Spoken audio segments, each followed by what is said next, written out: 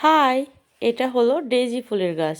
এই গাছটাকে কি দেখে মনে হচ্ছে যে এটাকে আমি বীজ থেকে তৈরি করেছি? তবে এটাই সত্যি। বীজ থেকেই কিন্তু আমি এই গাছটা তৈরি করেছি। আর এটা হলো ক্যালেন্ডুলা ফুলের চারা। তারপর এটা হলো সিলভিয়া। নার্সারি থেকে ফুলসহ বড় বড় ফুলের গাছ লাগিয়ে কিন্তু আমার একদমই মন ভরে না।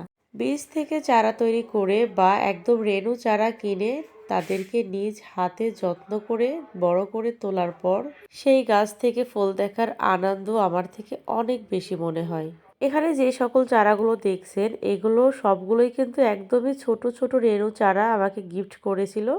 আবার কিছু চারা আছে যেগুলো আমি একদম বীজ থেকে তৈরি করেছি। এখানে যে সকল গাছগুলো আছে তা হলো চায়না গাঁদা, ইনকা গাঁদা, কসমস, সূর্যমুখী, দোপাটি, ডায়ান্থাস, প্লাস্টিক, ক্যালেন্ডোলা, মসরোজ আরো বিভিন্ন ধরনের চারা।